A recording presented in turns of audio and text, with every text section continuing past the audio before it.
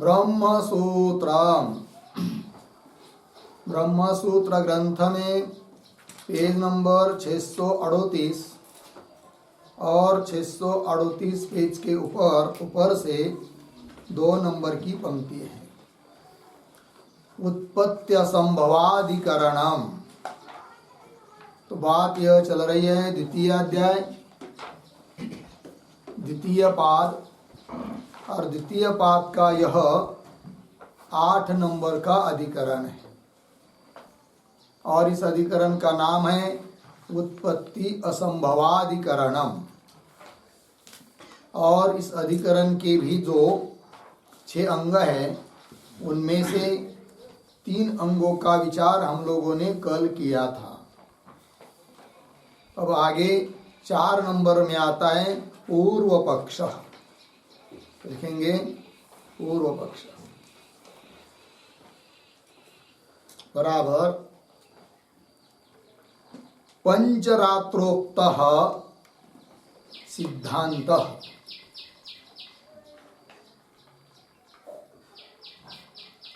पंचरात्रोक्तः सिद्धांतः प्रामाणिकः अस्ति। और कौन बोलता है? प्रामाणिकः अस्ति पूर्णविराम। आगे पांचरात्राः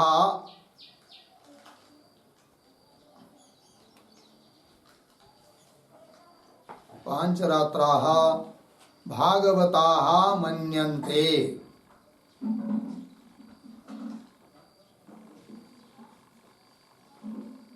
भागवताः मन्यन्ते। आगे भगवान एकः वासुदेवः। भगवान एकः वासुदेवः। जगत उपादानम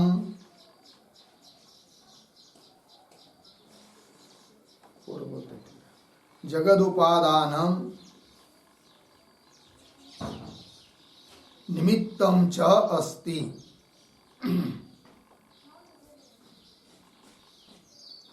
निमित्तं च अस्ति पूर्णविराम। तत्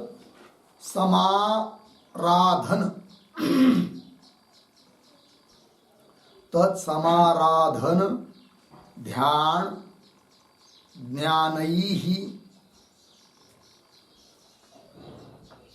तत्समाराधन ध्यान ज्ञानैः भवबन्धच्छेदः भवति। भवबन्धच्छेदः भवति पूर्णविराम। तस्माच्च वासुदेवात्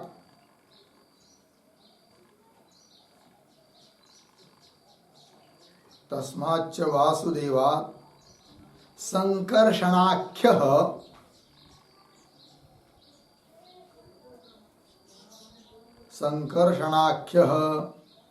जीवः जायते।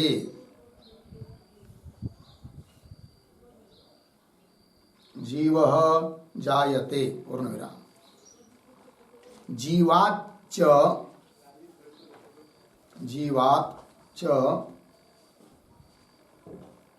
प्रद्युम्नाख्यं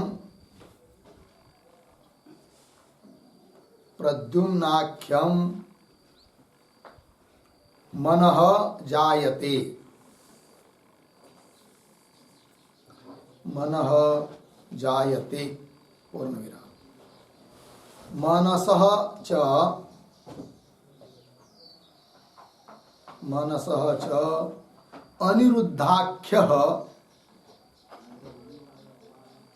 अनिरुद्धाख्यः अहंकारः जायते। अहंकारः जायते पूर्णविराम।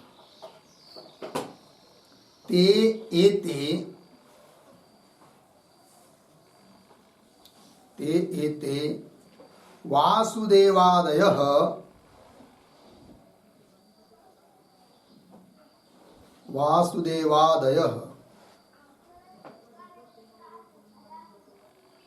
चत्वारः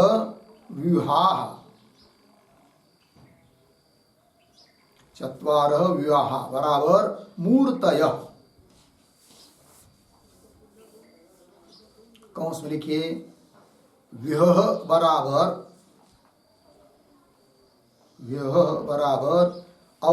मूर्ति ही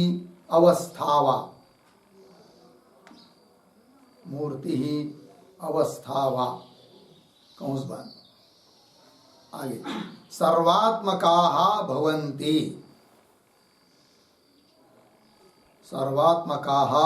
भवन्ति पूर्ण विराम इति एवं प्रामाणिकः एषः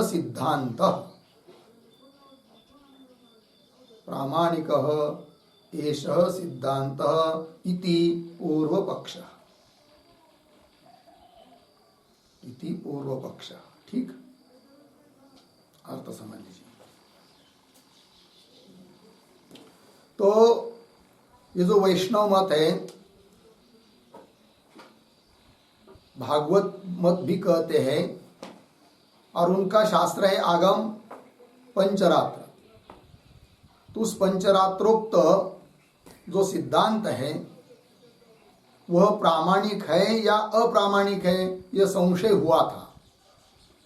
उस पर पूर्व पक्षी बोल रहा है कि उनका सिद्धांत प्रामाणिक है। कैसे, क्या उनका मत है, वो दिया जा रहा है। तो पांचरात्राः भागवताः मन्यन्ते, क्या मानते हैं वो लोग? तो बताया जा रहा है कि वे कहते हैं कि भगवान एक वासुदेव है, वासुदेव नाम का परमात्मा है, और वही परमात्मा जगत के लिए उपादान कारण भी है और निमित्त कारण भी है। या तो ठीक है। फिर और आगे कह रहे हैं तत्समाराधन ध्यान ज्ञान ही, उस वासुदेव की समाराधन सम्यक आराधना, उपासना करेंगे, ध्यान करेंगे, ज्ञान उसका संपादन करेंगे, तो उससे भवबंध छेद भवति। भवबंध जो संसार है, संसार दशा है जीव की, वो टूट जाती है, भवबंध का नाश हो जाता है। और ये एक बात हुई। फिर और क्या कहते वो, उस वासुदेव से, वासुदेव नामक परमात्मा से संकर्षणाख्य जीव जायते, जीव उत्पन्न होता है। इनके यहाँ जीव की उत्पत्ति है, और उस जीव का नाम देते वो क्या, संकर्षण। तो संकर्षण नाम का जीव उत्पन्न होता है, और उस जीव से फिर पुनः प्रद्युम्न नाम का मन उत्पन्न होता है, अर्थात मन उत्पन्न होता है, और उस मन को नाम देते प्रद्युम्न। और फिर उस मन से अहंकार उत्पन्न होता है, और उस अहंकार को वे लोग बोलते अनिरुद्ध। तो मन से अनिरुद्ध नाम का अहंकार उत्पन्न होता है। ते एते वासुदेवादयः, इस प्रकार ये वासुदेवाधिक अर्थात वासुदेव, संकर्षण, प्रद्युम्न और अनिरुद्ध, ये चार व्यूह है, अर्थात चार मूर्ति है या चार अवस्था है उस परमात्मा की, ऐसा वो कहते हैं। और ये चारों भी सर्वात्मक है, ऐसा सिद्धांत। इस प्रकार पांचरात्रोक्तों में, पांचरात्र ग्रंथ में बताया है। अतः इनका मत, भागवत मत, वैष्णव मत प्रामाणिक है, ऐसा बोल रहा है पूर्व पक्षी। एवं प्रामाणिक ये सिद्धांत, यह इनका सिद्धांत प्रामाणिक है, ये पूर्व पक्षी की बात हुई। अब आगे चलते हैं 5 नंबर पर, सिद्धांत।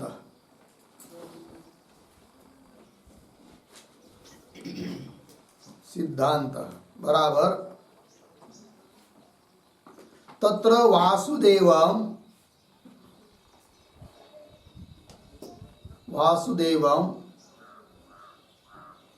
तत् समाराधनादिकम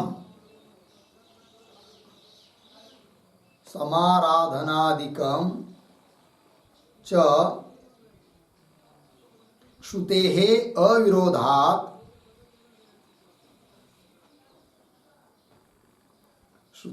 अविरोधात् अभ्युपगच्छामः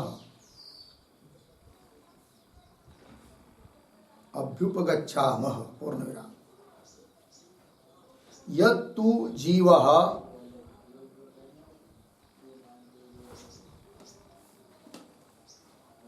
यत्तु जीवः उत्पद्यते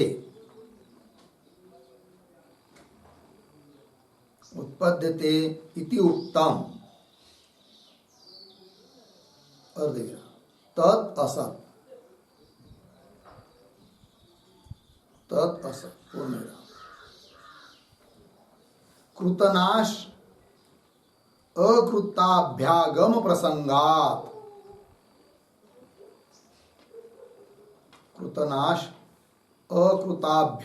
प्रसंगात्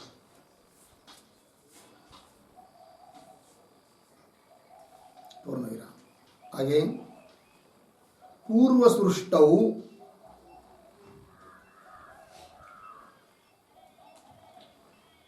पूर्व सृष्टौ यह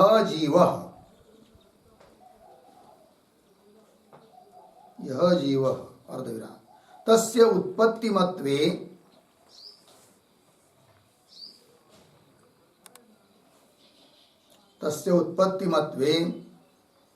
प्रलय दशायां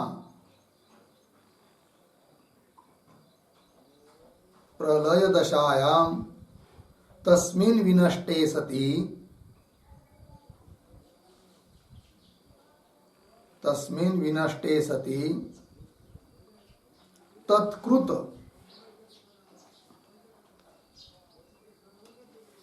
तत्कृत धर्माधर्मयोः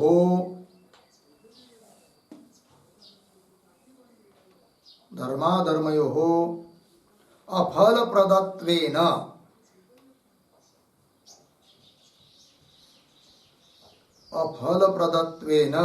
विनाशः प्रसज्येत।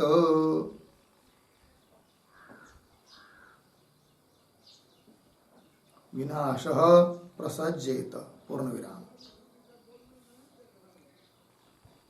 अस्मिन् च कल्पे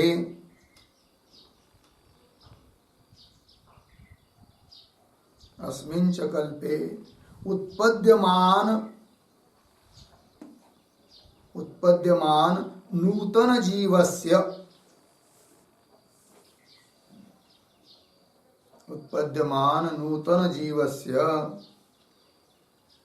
धर्माधर्मयोः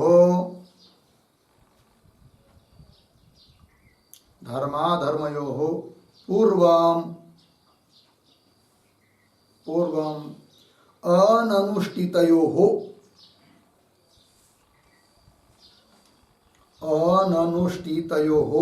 सतोः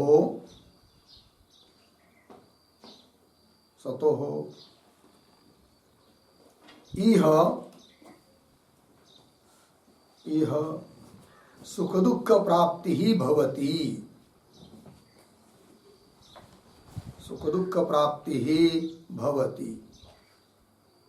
इति अकृताभ्यागमः प्रसज्येत।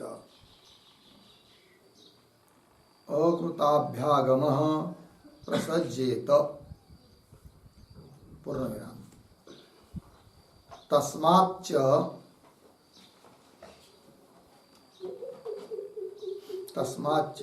जीवोत्पत्त्यादिकं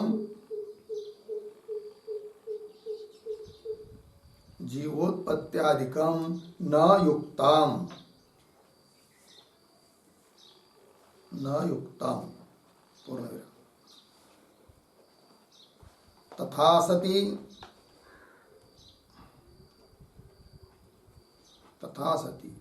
अनित्यत्वादि दोषाः अपि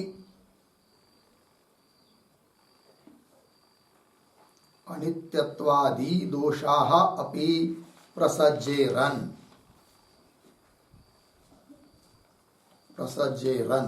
अर्धविराम। लोके घटादीनां उत्पत्तिमतां घटादीनाम उत्पत्तिमताम अनित्यत्व दर्शनेन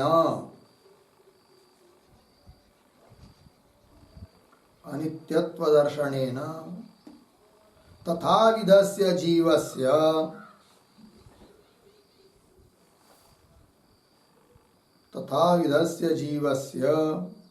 अनित्यत्व प्रसक्त्या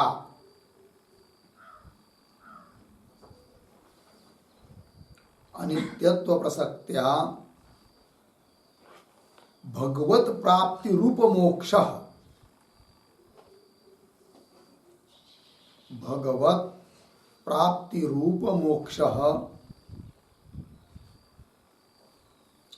त्वत् अभिमतः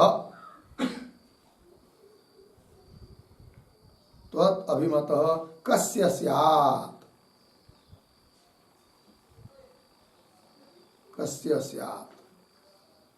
अर्धविराम न कस्य अपि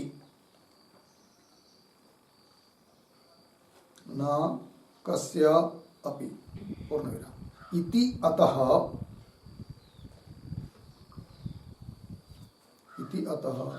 भागवत सिद्धान्तः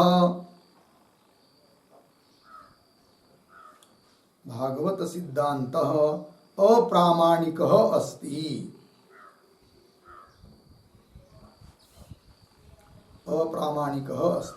पूर्णविराम अतः तेन वेदांत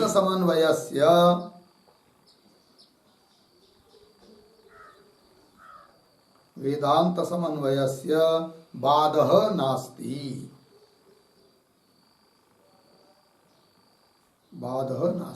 ठीक, देखो भाई अर्थ।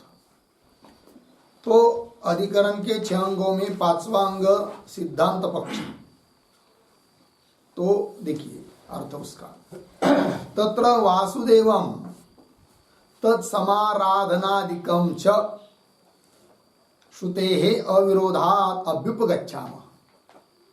सिद्धांति कहते उन वैष्णव मत में, भागवत मत में कुछ बात तो वेद से अविरुद्ध है, और जो वेद से अविरुद्ध है उसका हम स्वीकार कर लेते हैं, मानते हैं। किंतु जितने अंश में वेद के विरुद्ध उन्होंने बताया है उसका हम लोग निराकरण करते हैं। तो उन्होंने क्या कहा है कि वासुदेव परमात्मा एक माना है, कोई बात नहीं, मान लेते हैं। और उसकी समाराधना, उसकी उपासना, उसका ध्यान वो भी मान लेते हैं, क्योंकि उसकी बात के लिए श्रुति भी सम्मत है। अतः उस बात का निराकरण हम नहीं करेंगे, सिद्धांती कह रहे। तो वासुदेवम तत्समाराधनादिकम च श्रुतेः अविरोधात्, श्रुति के साथ विरोध न होने से अभ्युपगच्छामः, हम लोग स्वीकार कर लेते हैं। किंतु यत्तु जीवः उत्पद्यते इति उक्तम, किंतु उन्होंने इस बात को भी बताया है कि वासुदेव से, परमात्मा से जीव की उत्पत्ति होती है। वो बात उनकी ठीक नहीं है, ये कह रहे हैं। यत्तु जीवः उत्पद्यते इति उक्तम तद असत्, क्योंकि जीव की उत्पत्ति मानने पर बहुत सारे दोष आते हैं।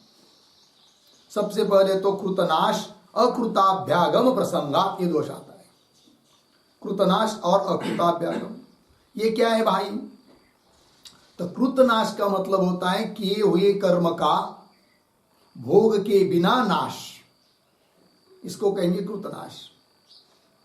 और अकृताभ्यागम मतलब न किए हुए कर्मों की प्राप्त, उसको कहते हैं अकृताभ्यागम।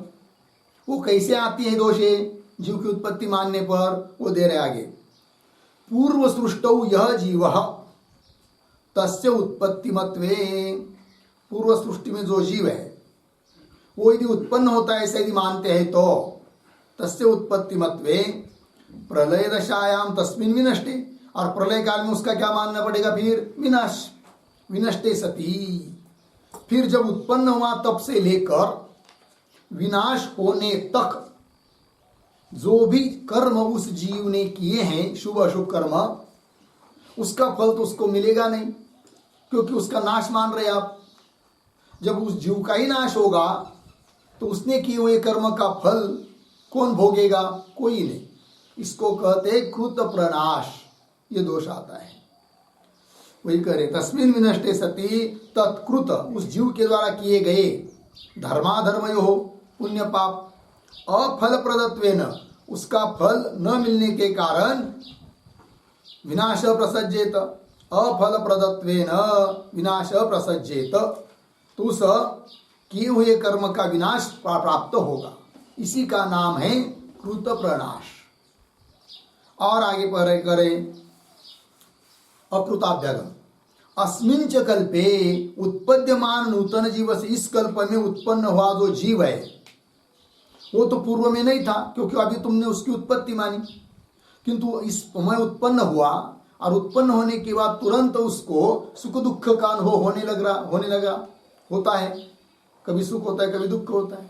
अब उत्पन्न हुआ इसका मतलब पहले नहीं है वो जीव, और यदि पहले नहीं है तो इसका मतलब उसका पूर्व का कुछ कर्म भी नहीं है, और कर्म तो है ही नहीं, धर्माधर्म, किंतु सुख दुख उसको मिल रहे हैं। तो कहाँ से आए फिर वो? इसका मतलब अकृताभ्यागम, न किए हुए कर्मों की प्राप्ति, ये दोष आता है। वही करे अस्मिन च कल्पे उत्पद्यमान नूतन जीवस्य, नवीन जीव धर्माधर्मयो, उस जीव के जो धर्माधर्म पूर्व में जिसका की अनुष्ठान किया नहीं है, क्योंकि पहले वो है नहीं जीव, उसकी उत्पत्ति अभी तुम नहीं मानी।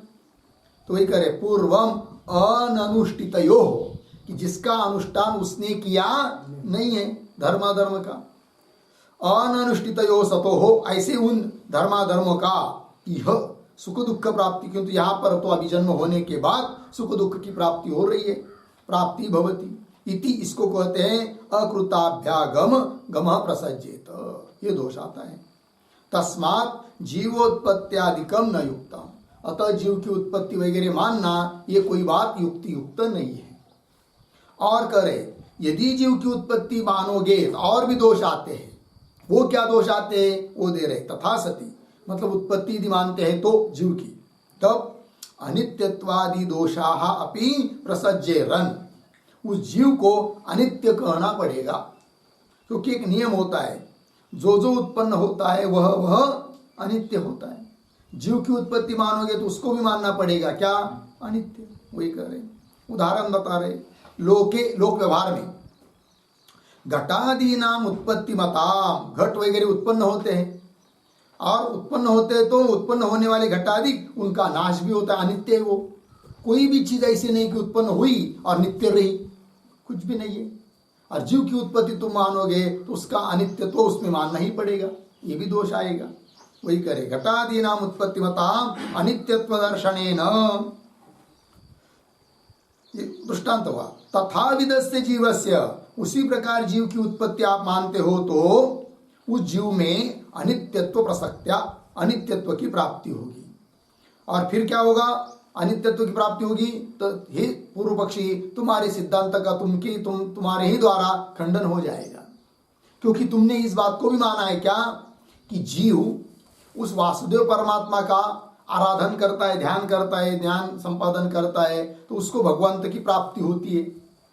अब तुम्हारा जीव तो अनित्य निश्चित हो रहा है, विनाशी निश्चित हो रहा है, क्योंकि उत्पत्ति मानी तो अनित्य तो उसमें आता है, और अनित्य मतलब उसका नाश होगा। और जब उसका नाश होगा तो वह कौन से भगवंत को प्राप्त करेगा? तो प्राप्त करने का प्रश्न ही नहीं है, क्योंकि जो प्राप्त करने वाला है उसका ही क्या हुआ? नाश। तो भगवंत की प्राप्ति रूप जो मोक्ष तुमने माना है, उस मोक्ष की भी अनुपपत्ति हो जाएगी। ये कह रहे सिद्धांती उस पूर्व पक्षी को, वही कह रहे अनित्यत्व प्रसक्त्या भगवत प्राप्ति रूप मोक्ष, भगवत प्राप्ति रूप जो मोक्ष है, त्वत् अभिमत, त्वत् पूर्व पक्षी के द्वारा जो माना गया है, वह मोक्ष कस्य स्यात्, किसको मिलेगा? जिसको मिलना था वो तो क्या हुआ? नष्ट हुआ, अनित्य वो, उसको कैसा मिलेगा? फिर नहीं मिलेगा। तो फिर तुम्हारे मत में, तुम्हारे सिद्धांत के साथ विरोध आएगा। ये बात कस्य स्यात् इति भागवत सिद्धांत अप्रामाणिक अस्ति, अतः भागवत सिद्धांत अप्रामाणिक है, ये कह दिया। और अप्रामाणिक होने के कारण अतः तेन, उस भागवत सिद्धांत से वेदांत समन्वय से वाद नास्ति, वेदांत समन्वय का बात नहीं है, इस बात को बता दिया। हो गया।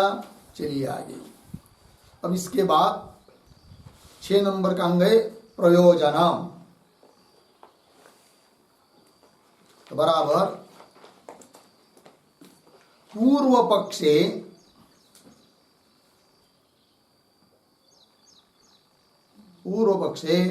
भागवत मत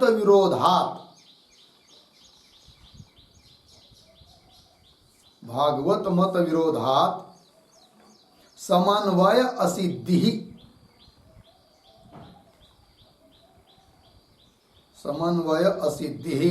प्रयोजनम अस्ति। समन्वयासिद्धि प्रयोजनम अस्ति। पूर्ण विराम। आगे सिद्धांते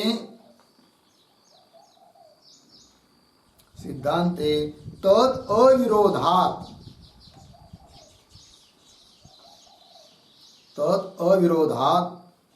समन्वय सिद्धि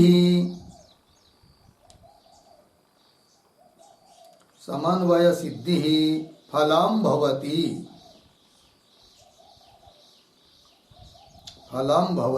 पूर्ण विराम।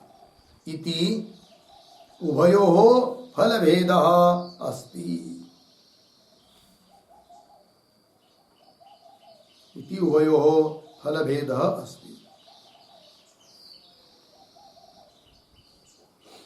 ठीक है, देखो यार, पूर्व पक्ष में क्या फल है? तो वे कहते हैं कि भाई हमारे भागवत मत के साथ विरोध होने के कारण तुम्हारे वेदांतियों का जो समन्वय, ब्रह्म समन्वय, उसकी असिद्धि है। यही हमारा प्रयोजन, कि तुम्हारा जो फल है समन्वय की सिद्धि, वो सिद्ध न होने देना, यह हमारे लिए फल है। और सिद्धांति कहते, सिद्धांत में क्या? तत् अविरोधात, भागवत मत अप्रामाणिक होने के कारण कोई विरोध का प्रश्न ही नहीं है, क्योंकि वो अप्रामाणिक है। अप्रामाणिक मत के साथ विरोध थोड़ी माना जाता है। तो तद अविरोधात समन्वय सिद्धि फलम भवति, समन्वय की सिद्धि ये फल है। इति, इस प्रकार उभयो फल भेद अस्ति, दोनों में अलग अलग फल है, ये बात हो गई। चलिए अब चलते हैं आगे भाष्य में। अच्छा, वो 2 श्लोक कर लेते हैं। वैयासिक न्यायमालाकार के अधिकरण का सार बताने वाले जो 2 श्लोक है, हर एक अधिकरण के लिए उसका भी विचार कर लेते हैं। चलिए। जीवोत्पत्त्यादिकं पांच रात्रोक्तं युज्यते न वा युक्तं नारायण व्यूह तत्समाराधनादिवत्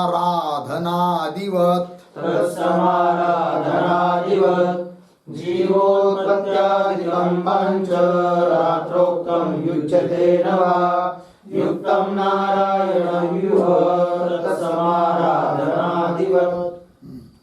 पदच्छेद देखिए। जीवोत्पत्त्यादिकं पांचरात्रोक्तं युज्यते न वा युक्तं नारायण व्यूह तत्समाराधनादिवत्। ठीक, अवन्वय। पांचरात्रोक्तम पीछे, जीवोत्पत्त्यादिकम आगे, युज्यते न वा। पुनः एक शब्द छोड़कर आगे, नारायण व्यूह तत्समाराधनादिवत् पीछे युक्तम। ठीक है, 4 तो देखिए भाई, पूर्व पक्षी का श्लोक। तो पहले संदेह, पांचरात्रोक्तम, पांचरात्र ग्रंथ में बताया हुआ जीवोत्पत्त्यादिकम, बताया गया जो जीव की उत्पत्ति वगैरह वे सब युज्यते न वा, युक्त है या नहीं, विकल्प हुआ। पूर्व पक्षी बोल रहा है कि नारायण व्यूह तत्समाराधनादिवत युक्तम। पूर्व पक्षी कहता है कि जिस प्रकार नारायण मतलब वासुदेव परमात्मा, उसका वियोग मतलब उसकी मूर्ति, उसकी अवस्था, उसका विग्रह, वो जैसे प्रमाणभूत है उसको तुम मानते हो, उसी प्रकार उस परमात्मा की समाराधना, आराधना, उपासना, ध्यान वगैरह ये भी प्रामाणिक है, ऐसा तुम मानते हो, सिद्धांती लोग तुम भी मान लेते हो। उसी प्रकार युक्तम, क्या युक्तम? हाँ, जीव की उत्पत्ति आदि भी युक्त है, ऐसा मानना चाहिए।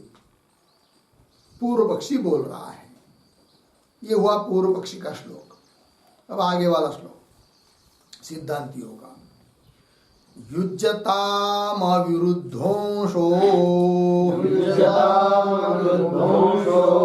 जीवोत्पत्तिर्न युज्यते उत्पन्नस्य विनाशित्वे कृतनाशादिदोषतः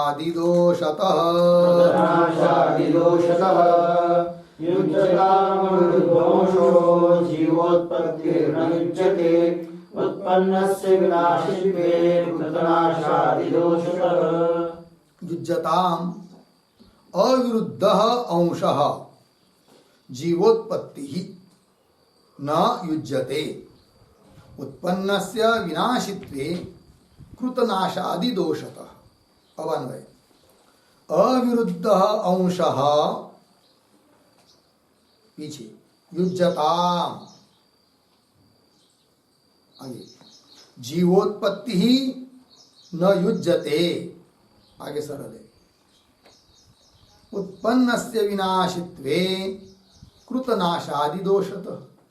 ठीक अर्थ देखिए भाई।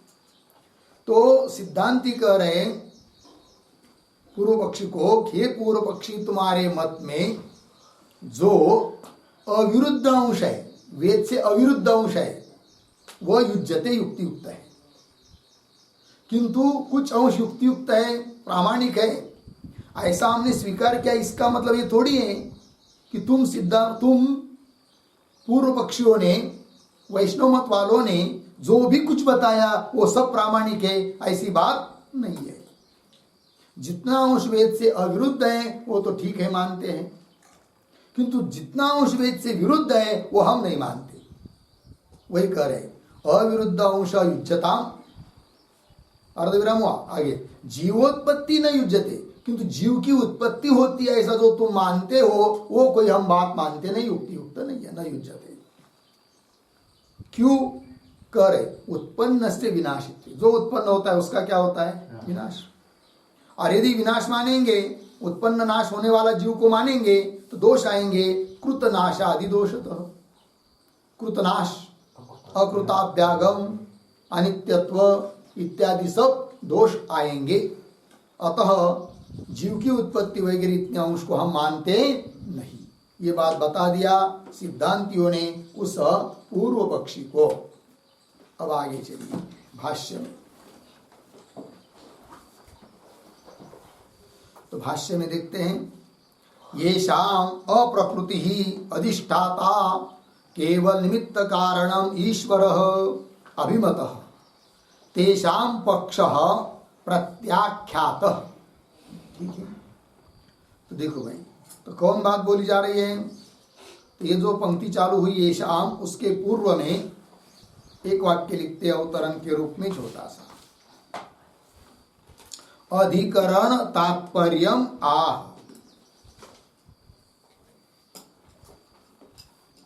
अधिकरण तात्पर्यम आह।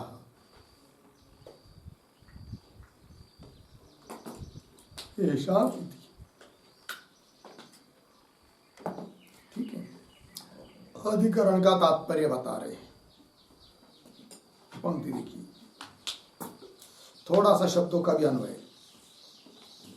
तो ये शाम, फिर दो तीन शब्दों छोड़कर आया है ईश्वर। फिर पीछे आइए, अप्रकृति ही अधिष्ठाता केवल निमित्त कारणम। फिर आगे अभिमतः, आगे सरल अर्थ देखिए भाई। ये शाम जिन लोगों के मत में क्या ईश्वर अप्रकृति, ईश्वर अप्रकृति, अप्रकृति मतलब प्रकृति नहीं अर्थात उपादान कारण नहीं है। फिर कैसा ईश्वर? केवल निमित्त कारण, अधिष्ठाता है, नियंता है, केवल निमित्त कारण। अधिष्ठाता मतलब केवल निमित्त कारण है। इस प्रकार जो लोग मानते हैं अभिमत, ऐसा जो लोग स्वीकार करते हैं, कौन है वो लोग? पीछे के अधिकरण में जिनका विचार हुआ, शैव लोग, माहेश्वर मत है कि नहीं, अभिमत। तेषाम पक्ष प्रत्याख्यात, उनका जो पक्ष है उनका क्या किया? प्रत्याख्यात किया, खंडन किया, निराकरण किया पीछे के अधिकरण में। अब क्या करना है वो बता रहे। ये शाम पुनः प्रकृति ही च अधिष्ठाता च उभयात्मकम कारणम ईश्वर अभिमत तेषाम पक्ष प्रत्याख्यायते। इस अधिकरण में अर्थ देखिए, ये शाम पुनः, ये शाम मतलब जिन लोगों के मत में, पुनः मतलब वो ईश्वर कैसा है? प्रकृति ही च अधिष्ठाता च, प्रकृति मतलब उपादान कारण है। ये शाम मत जिनके मत में, अर्थात कौन है वो? वैष्णव मत, भागवत मत, पांचरात्रोक्त मत, कि वो लोग ईश्वर को जगत के प्रति उपादान कारण भी मानते हैं और निमित्त कारण भी मानते हैं। वही करे येषाम पुनः प्रकृति ही च अधिष्ठाता, नियंता भी है, निमित्त कारण भी है, च उभयात्मकम, यहाँ पर अधिष्ठाता मतलब नियंता, निमित्त कारण, उपादान कारण भी है, निमित्त कारण भी है। च उभयात्मकम कारणम ईश्वर, दोनों प्रकार का कारण ईश्वर है। अभिमत स्वीकार किया गया इन लोग इस प्रकार। तेषाम पक्ष, ऐसा जो उन लोगों का पक्ष है वैष्णव मत, प्रत्याख्यायते, अब उस मत का प्रत्याख्यान करना है मतलब निराकरण करना है, खंडन करना है। यहां तक ये बात बता दिया, मतलब पीछे के अधिकरण में क्या हुआ ये भी बताया, अब इस अधिकरण में क्या करना है वो भी बात बता दी। किंतु इस पर पूर्व पक्षी आक्षेप कर रहा है, कोई आक्षेप कर रहा है, ननु श्रुति समाश्रयेण अपि एवं रूपः एव ईश्वरः प्रांग निर्धारितः प्रकृति च अधिष्ठाता च इति।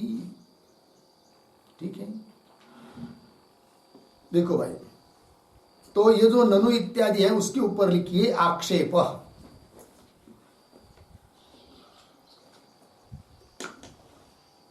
और ननु के पहले अवतरण के रूप में एक छोटा सा वाक्य, अधिकरणारंभम आक्षिपति, अधिकरणारंभम, अधिकरण आरंभम आक्षिपति ननु इति।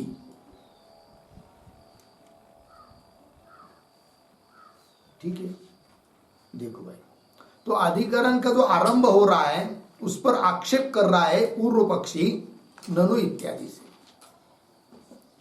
क्या आक्षेप कर रहा है? पंक्ति को देखिए, ननु श्रुति समाश्रयेण अपि एवं रूप एव ईश्वरः। ईश्वर की बात कैसा बढ़ेगी? एक शब्द छोड़कर आगे, प्रकृति ही च अधिष्ठाता च इति, फिर पीछे आइए, प्रांग निर्धारित।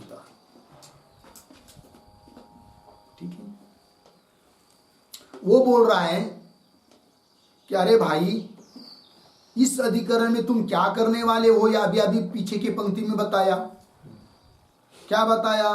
कि जो लोग ईश्वर को जगत के प्रति उपादान कारण और निमित्त कारण दोनों प्रकार से मानते हैं, उनका निराकरण करने के लिए अधिकरण ये बात बोल रहे हो तुम। अभी अभी पीछे की पंक्ति में बताया। किंतु ये ऐसा क्यों? जबकि तुम लोग भी, वेदांती लोग भी जगत के प्रति ईश्वर को उपादान कारण भी मानते हैं, निमित्त कारण भी मानते हैं, अभिन्न निमित्त उपादान कारण मानते हैं। और वह बात श्रुति सम्मत है, आपने पीछे बता दिया। और ऐसे होते हुए भी अब तुम इस बात का निराकरण करने जा रहे हो, ये बात कैसी? ये आक्षेप है किसका?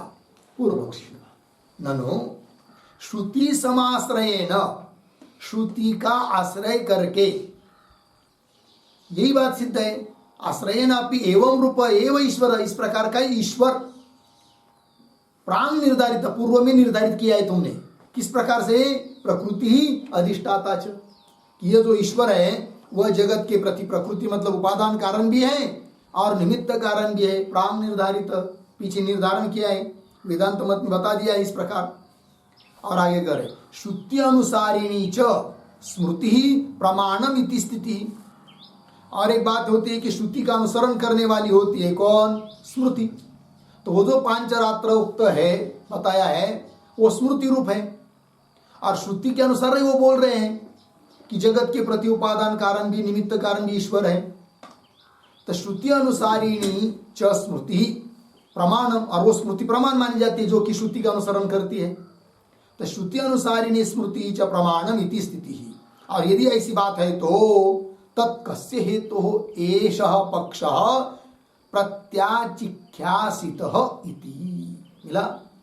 तत् कस्य हेतु, तब तो फिर किस कारण से, किस हेतु से, एषः पक्ष, यह पक्ष जो है भागवत मत, उसका भी तुम निराकरण करना चाहते हो। प्रत्याचिख्यासितः अर्थात निराकरण करने की इच्छा कर रहे हो। क्यों? जबकि वो श्रुति सम्मत लग रहा है, तुम भी वैसा ही मानते हो।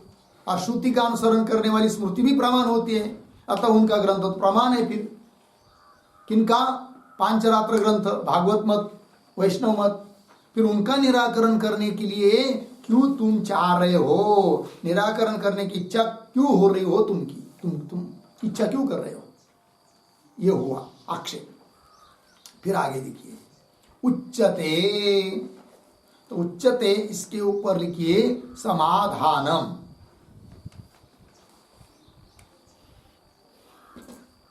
और उच्चते के पूर्व में एक छोटा वाक्य अवतरण, वेद अविरुद्धांशम, वेद अविरुद्धांशम अंगीकृत्य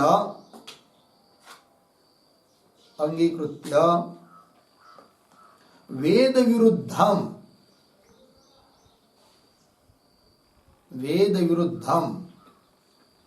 जीवोत्पत्त्यादि अंशम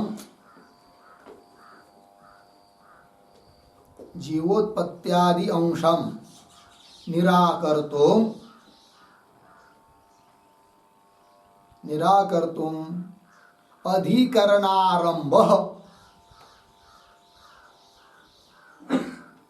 अधिकरणारंभः इति आह उच्यते इति।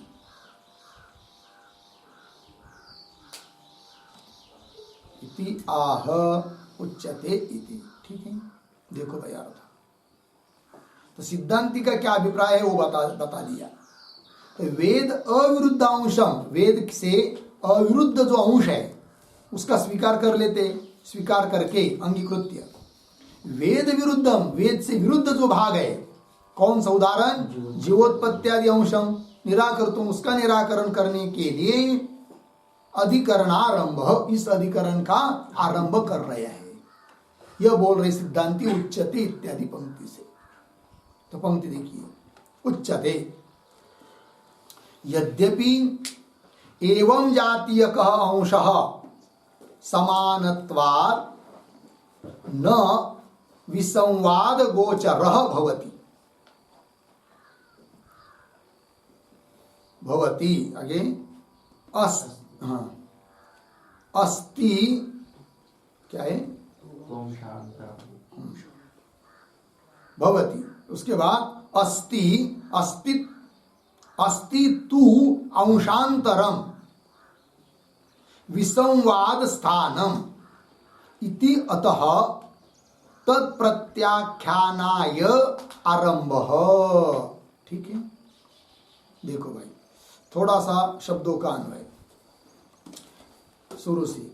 यद्यपि एवं जातीय का अंश समानत्वात्, एक शब्द छोड़कर आगे, विसंवाद गोचर, पीछे न आगे भवती, फिर एक शब्द छोड़कर आगे तू अंशांतरम विसंवाद स्थानम, पीछे अस्ति, विसंवाद स्थानम अस्ति, आगे इति अतः तत्प्रत अक्षर जाएंगे, इति अतः तत्प्रत्याख्यानाय आरंभ। अर्थ देखो भाई, सिद्धांति बोल रहे यद्यपि ये बात ठीक है कि एवं जातीय का अंश, इस प्रकार का जो अंश है वो समान है, अर्थात वेद से विरुद्ध नहीं है। कितना कि जगत के प्रति परमात्मा उपादान कारण होता हुआ निमित्त कारण है, इतनी बात तो समान है तुम्हारे और हमारे में, और वेद से सम्मत है। अतः उस बात का निराकरण हम नहीं करते हैं, वही करे यद्यपि एवं जातीय का अंश समानत्वात्, समान है, समान मतलब श्रुति स्मृति के लिए अभिप्रेत है कि नहीं, श्रुति स्मृति में समान है माना गया है, इसलिए विसंवाद गोचर न भवति, इसलिए यह अंश विसंवाद का विषय, गोचर मतलब विषय, विसंवाद का विषय, वाद विवाद का विषय नहीं है, क्योंकि उसके बारे में हमको कुछ कहना भी नहीं है। विसंवाद गोचर न भवति, तू मतलब परंतु अंशांतरम, दूसरा अंश,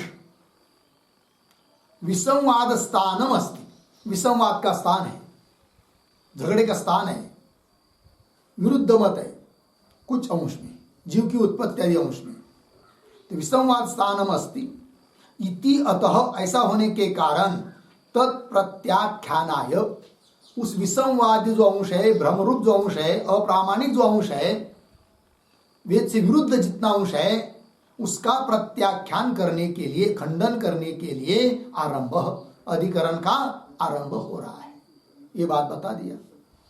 तत्प्रत्याख्यानाय आरंभ, लग गया इतना, ये बात बता दी, प्रश्न का उत्तर दे दिया। आगे चलिए, तत्र भागवताः मन्यन्ते, ये जो पंक्ति तत्र इत्यादि, उस तत्र के पूर्व में एक छोटा वाक्य लिखा होता है,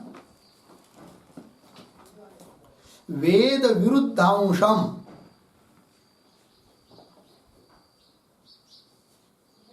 वेद विरुद्धांश, वेद विरुद्धांश अपाकरणाय, विरुद्धांश अपाकरणाय अधिकरणारंभम, अधिकरणारंभम उक्त्वा, उक्त्वा अधुना, अधुना पंचरात्र सिद्धांतीनां,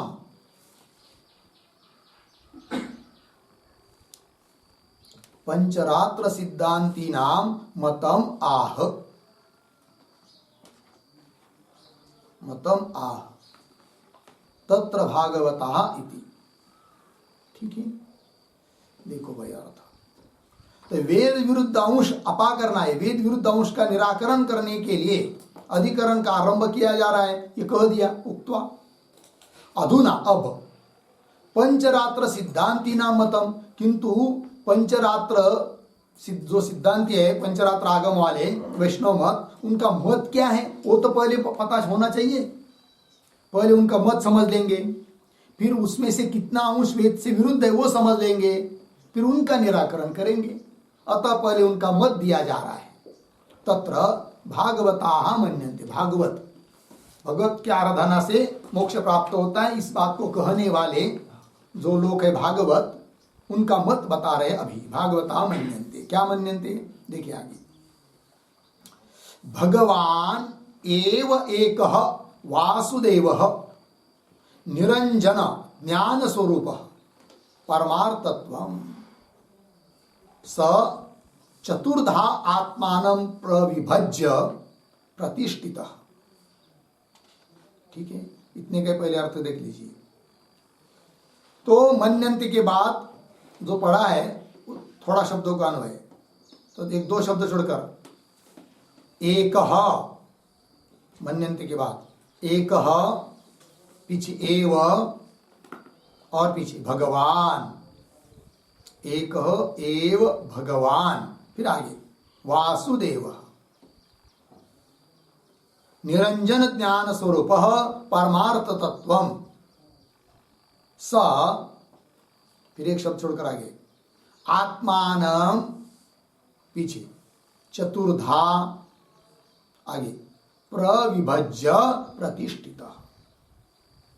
ठीक है, देखो भाई अर्थ। तो भागवत लोग इस प्रकार को मानते हैं क्या जी, एक एव भगवान वासुदेव, एक ही एकमात्र अकेला भगवान वासुदेव तत्व है, परमात्मा है।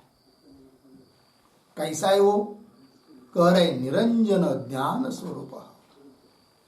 निरंजन है, निरंजन शब्द से वो ये इस बात को बताना चाहते हैं कि सावयव नहीं है, अंजन रहित है। अंजन मतलब अवयव, निरंजन मतलब अवयव रहित, निरवयव, ये बात बताए। सावयवत्व का निराश हुआ। वे लोग मानते हैं वो वासुदेव परमात्मा कैसा है, निरंजन है। निरंजन है मतलब अवयव से रहित है, निरंजन है। और कैसा है, ज्ञान स्वरूप है, परमार्थ तत्व, वास्तविक तत्व है वो वासुदेव परमात्मा। ठीक, फिर आगे सह, वह परमात्मा क्या करता है, आत्मानम चतुर्धा प्रविभज्य, आत्मानम अपने को ही चार प्रकार से विभक्त करके प्रतिष्ठित है, स्थित है वो वासुदेव परमात्मा। बोलेंगे चार प्रकार से विभाग करके प्रतिष्ठित है, वो कौन चार प्रकार हैं वो बता रहे आगे। वासुदेव व्यूह रूपेण, व्यूह मतलब मूर्ति, एक वासुदेव रूप हुआ मूल तत्व उसका, वो हुआ। दूसरा संकर्षण व्यूह रूपेण, संकर्षण नाम की मूर्ति जीव, संकर्षण व्यूह रूपेण, प्रद्युम्न व्यूह रूपेण, अनिरुद्ध व्यूह रूपेण चैति, चार प्रकार हुए।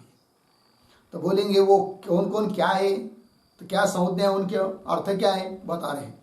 वासुदेव नाम परमात्मा उच्चते, उन चार में से पहला है वासुदेव, उसको हम कहते क्या, परमात्मा। वो परमात्मा है, मुख्य तत्व है, मूल तत्व है। वासुदेव नाम परमात्मा उच्चते। संकर्षण क्या है भाई, वो बता रहे, संकर्षण नाम जीव, प्रद्युम्न नाम मन, प्रद्युम्न का अर्थ मन, और अनिरुद्ध का नाम, अनिरुद्ध का मतलब क्या है, अहंकार। ये चार चीजों की चार संज्ञा हुई। अनिरुद्ध नाम अहंकार, लग गया। आगे चलिए, तेषाम वासुदेव परा प्रकृति ही, अर्धविराम, इतरे संकर्षणादय कार्य। उन चार तत्वों का पुनः दो जगह विभाग, एक है परा प्रकृति, एक है कार्य। तो परा प्रकृति कौन है, वासुदेव जो तत्व है वो परा प्रकृति है, मूल प्रकृति है। ठीक है, ये बात। और बाकी की तीन, संकर्षण, प्रद्युम्न, अनिरुद्ध, ये तीन। इतरे संकर्षणादय कार्यम, संकर्षणादि क्या है, कार्य है, और सबका मूल कारण वासुदेव है। ये उनका सिद्धांत। आगे चलिए, तम इत्थम भूतम परमेश्वरम भगवंतम अभिगमन उपादान इज्जा स्वाध्याय योगैः वर्षशतम इष्ट्वा क्षीण क्लेशः भगवंतम एव प्रतिपद्यते इति। ठीक है, कौन बात बताई जा रही है, तो ये जो पंक्ति चालू हुई तम इत्थम इत्यादि, उसके पूर्व में एक छोटा वाक्य लिखते हैं, सविशेषम, सविशेषम शास्त्रार्थम उक्त्वा, शास्त्रार्थम उक्त्वा सहेतुम, सहेतुम पुरुषार्थम आह, पुरुषार्थम आह तम इति। ठीक है, देखो भाई, सविशेषम शास्त्रार्थम उक्त्वा, विशेष रूप से शास्त्रार्थ कह दिया अभी तक।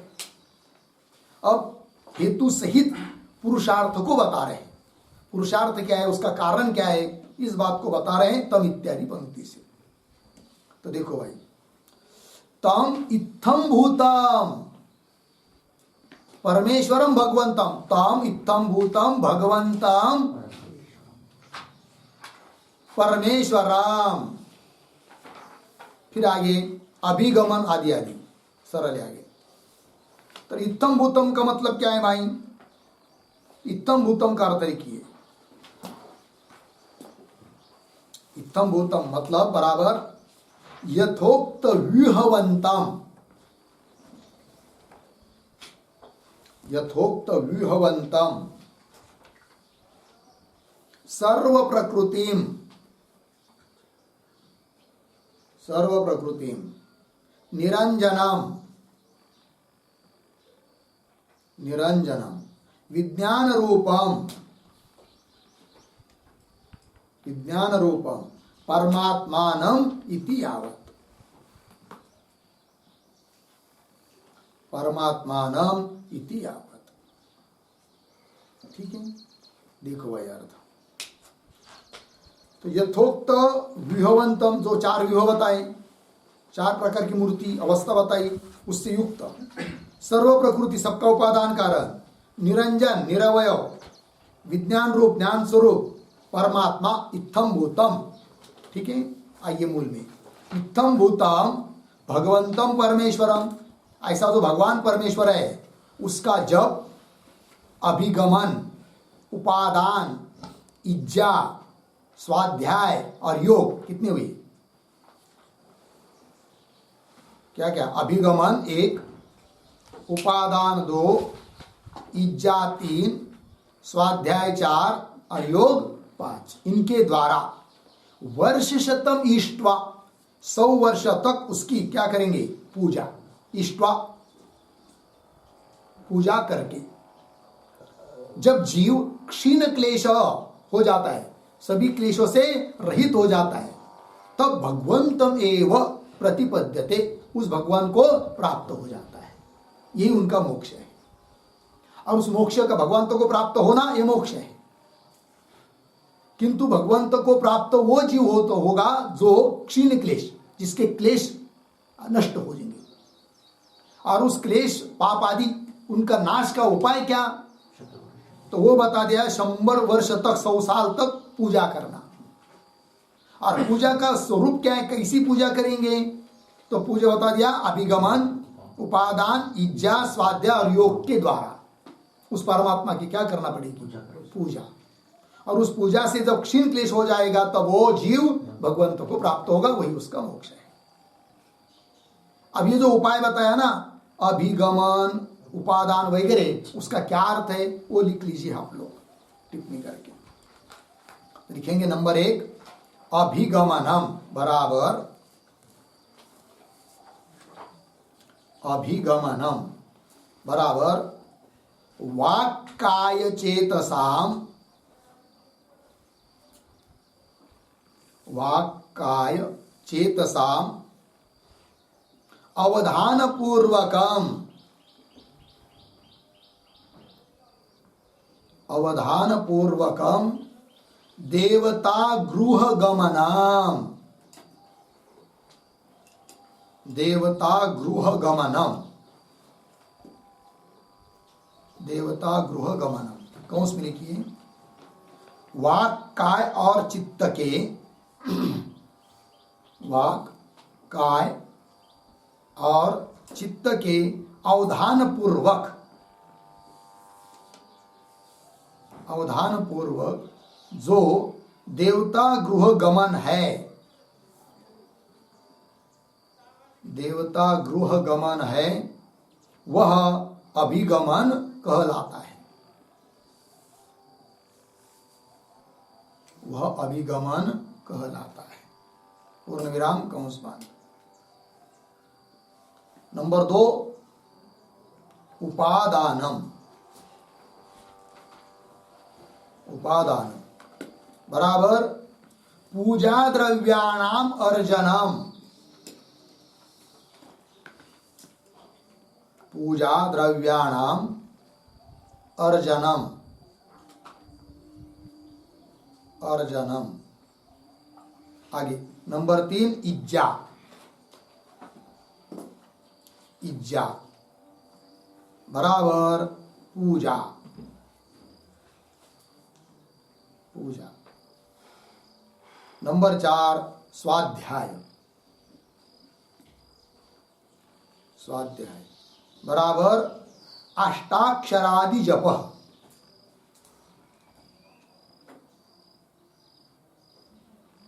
अष्टाक्षरादि जप। आगे नंबर 5 योग। योग बराबर ध्यानम। ठीक, ये हुआ भाई 5। तो अभिगमन क्या है? तो वाक, वाणी, काय मतलब शरीर और चित्त मन, इनके अवधान पूर्वक एकाग्रता पूर्वक देवता गृह गमनम, देवता के घर में जाना, मंदिर में जाना, तीर्थ यात्रा में जाना, ये सब है क्या? अभिगमन। फिर उसके बाद है उपादान। उपादान का मतलब पूजा द्रव्यानाम अर्जनम, पूजा करने के लिए जो भी सामग्री है, द्रव्य है, पुष्पादि हो, जो भी हो, उसका इकट्ठा करना, संग्रह करना, ये क्या है? उपादान। पूजा द्रव्यानाम अर्जनम, प्राप्त करना। इज्जा का मतलब होता है पूजा, और स्वाध्याय का मतलब है अष्टाक्षरादि जप, षडाक्षरी, अष्टाक्षरी, जो अलग अलग मंत्र है, उन मंत्रों का जप करना। फिर योग का मतलब है ध्यान। ये सब बताते हो लोग, ठीक है। चलिए आगे मूल में। तो अभिगमन, उपादान, इज्जा, स्वाध्याय, योगैहि वर्षशतम इष्ट्वा पूजयित्वा, पूजा करके, क्षीण क्लेश भगवान, क्षीण क्लेश, जब जीव क्षीण क्लेश हो जाता है तब भगवंतम एव प्रतिपद्यते, उस भगवंत को प्राप्त हो जाता है, वही मोक्ष है। ठीक है। आगे चलिए। तत्र यत्तावत् उच्चेत, ये जो पंक्ति है ना, तत्र इत्यादि, उसके पूर्व में एक वाक्य लिखी, छोटा सा उत्तर। तत्र अविरुद्धांशम, अविरुद्धांशम उपादत्ते, उपादत्ते तत्र इति। ठीक है, देखो भाई, तत्र उनका जो मत है, सिद्धांत, उनमें से अविरुद्धांश को ग्रहण करते हैं, ये बात बोली जा रही है, भगवान भाष्यकार बोल रहे हैं। देखिए फिर, तत्र यत्तावत् उच्चेत, जो यह कहते हैं क्या कि यह असौ नारायण, जो यह नारायण है, परमात्मा वासुदेव नारायण, परह अव्यक्तात्, कैसा पढ़ेंगे? नारायण अव्यक्तात् परह। फिर आगे प्रसिद्ध, आगे सरल। तो जो यह नारायण नाम का परमात्मा है, जो कि अव्यक्त से पर है, अव्यक्त से पर के रूप में प्रसिद्ध है परमात्मा, वही सर्वात्मा है। और सह आत्मना आत्मानम अनेकधा व्यूह अवस्थितः इति, वो परमात्मा क्या करता है जी? आत्मना आत्मानम, मतलब अपने से ही अपने को, अनेकधा, अनेक प्रकार से, व्यूह मूर्ति या अवस्था के रूप में अवस्थित कर लेता है। इति, यह जो उन्होंने बताया वैष्णव मत वालों ने, पूर्व पक्षियों ने, तत् न निराकृत, उसका निराकरण हम नहीं करते। वे वह बात वेद से अविरुद्ध है, तत् न निराक्रियते, बोलेंगे वेद से अविरुद्ध है। तो कौन वेद सम्मत है, कौन सी श्रुति सम्मत है, बताओ फिर। इस बात को बताने के लिए वह कह रहे फिर आगे, स एकदा भवति त्रिधा भवति, वह परमात्मा एक रूप होता है, तीन रूप होता है, इत्यादि श्रुतिभ्यः परमात्मनः अनेकदा भावस्य अधिगतत्वात्, है कि नहीं? इत्यादि श्रुति, इत्यादि श्रुतियों के द्वारा, इत्यादि श्रुति से जाना जाता है क्या? तो परमात्मन अनेकदा, परमात्मा अनेकधा, अनेकधा मतलब अनेक प्रकार से, ठीक है ना? अनेकधा क्या है आगे? परमात्मन अनेकधा भावस्य अधिगतत्वात्, परमात्मा के अनेक प्रकार का भाव, अनेक प्रकार की स्थिति अधिगत होती है, ज्ञात होती है श्रुति से, और वही बात उन्होंने बताया है। अतः उस बात का हम निराकरण करते नहीं। लग गया? फिर आगे चलिए। यद्यपि तस्य भगवतः, ये जो अब पंक्ति है यद्यपि इत्यादि, उस यद की पहले वाक्य अवतरण,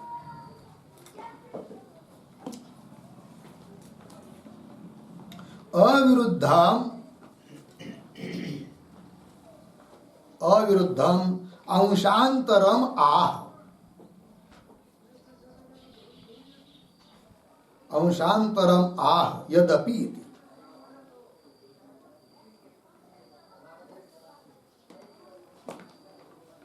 और भी क्या अविरुद्ध अंश है, उस बात को बता रहे सिद्धांती। वैष्णव मत में अविरुद्ध अंश कौन है, और वो बता रहे हैं। यद्यपि तस्य भगवतः अभिगमनादि लक्षणम आराधनम अजस्रम अनन्य चित्ततया अभिप्रेयते तदपि न प्रतिषिध्यते। थोड़ा सा बीच में हमें है, यद्यपि तस्य भगवतः, यहां तक सरल, भगवतः, फिर दो शब्द छोड़कर आगे, अजस्रम अनन्य चित्ततया, पीछे अभिगमनादि लक्षणम आराधनम, आगे अभिप्रेयते, आगे सरल है। यद्यपि, जो और भी, जो तस्य भगवत, उस भगवान का, अजस्रम, अजस्रम का अर्थ होता है सदा, हमेशा, अनन्य चित्ततया, अनन्य चित्त होकर, अभिगमनादि लक्षणम आराधनम, अभिगमनादि स्वरूप जो आराधना, उपासना उन लोगों ने बताई है, आराधनम अभिप्रेयते, अभिप्रेत है उनके लिए, तदपि न प्रतिषिध्यते, उसका भी प्रतिषेध हम नहीं करते, निषेध नहीं करते, खंडन नहीं करते। बोलेंगे क्यों? इसलिए कि श्रुति सम्मत है। वही कह रहे आगे, श्रुति स्मृत्यो हो ईश्वर प्रणिधानस्य प्रसिद्धत्वात्, है कि नहीं? ईश्वर का प्रणिधान श्रुति स्मृति में क्या है? प्रसिद्ध है। इसलिए उस बात का भी निराकरण हम नहीं करते हैं। ठीक है ना? तो कौन श्रुति स्मृति में प्रसिद्ध है भाई?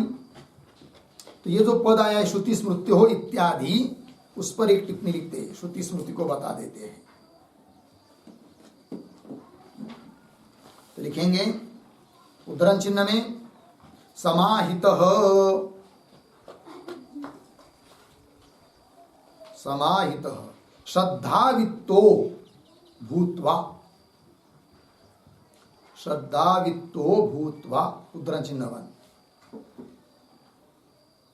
कौंस में लिखिए, समाहित श्रद्धाधन होकर, श्रद्धाधन होकर मतलब श्रद्धावान होकर, कौंस बंद पूर्ण विराम। आगे दूसरे उद्धरण चिन्ह में, तम तम यथा यथा उपासते, यथा यथा उपासते, उद्धरण चिन्ह बंद, कौंस में लिखिए, उसकी जैसे जैसे जैसी जैसी उपासना करता है, जैसी जैसी उसकी उपासना, उसकी जैसी जैसी उपासना करता है, कौंस बंद, इत्याद्या च श्रुति, इत्याद्या च श्रुति, पूर्ण विराम। फिर आगे उद्धरण चिन्ह में, मत कर्म कृन्मत परमः, मत कर्म कृन्मत परमः, उद्धरण चिन्ह बंद, भगवद गीता 11:55, कौंस में लिखिए अर्थ, मेरे लिए कर्म करने वाला, मेरे लिए कर्म करने वाला और मुझको परम मानने वाला, मुझको परम मानने वाला, कौंस बंद, इत्याद्या स्मृति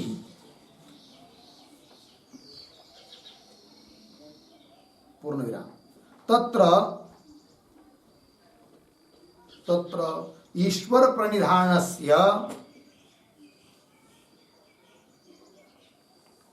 प्रणिधानस्य प्रसिद्धिः अस्ति इति प्रसिद्धिः अस्ति इति। ठीक है, देखो भाई अर्थ। तो समाहित श्रद्धावित्तो भूत्वा, समाहित है कि नहीं, अंतकरण का मन का जिसने निग्रह किया है, इंद्रियों का जिसने निग्रह किया है, ऐसा जो समाहित श्रद्धावान होकर, उसी प्रकार तम यथा यथा उपासते, उसकी जैसी जैसी उपासना करता है, आराधना ही बताया इसमें, ये श्रुति हुई। और स्मृति यत कर्म मत कर्म कृन्मत परमः, मेरे लिए कर्म करने वाला और मुझको परम मानने वाला, ये स्मृति है गीता। इस इत्यादि श्रुति स्मृति में ईश्वर का प्रणिधान बताया है, अतः उसका निराकरण हम नहीं करते। ठीक है, ये बात हुई। फिर आगे चली भाष्य में, यत् पुनः इदम उच्यते, मिला ना। अब क्या है ये, यत् के पहले एक छोटा वाक्य लिखिए, विरुद्धांशम अनुद्य, विरुद्धांशम अनुद्य दूषयति, दूषयति यत् पुनः इति,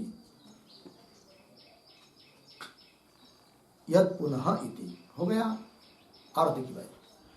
तो विरुद्धांश का अनुवाद करके अब उसका खंडन कर रहे हैं। तो क्या हुआ, अभी तक वैष्णव का मत क्या है वो बताया, फिर उसके बाद उसका निराकरण क्यों कर रहे हो, किस बात का निराकरण करने जा रहे हो वो भी बताया, फिर उसके बाद अविरुद्ध अंश कौन सा है वो बात बताई। अब विरुद्ध अंश कौन सा है कि जिसका निराकरण करने के लिए अधिकरण प्रवृत्त हुआ है, वो विरुद्ध अंश कौन सा है उनके मत में, वो बताने के लिए आरंभ कर रहे हैं, किंतु उसका विचार हम लोग कल करेंगे।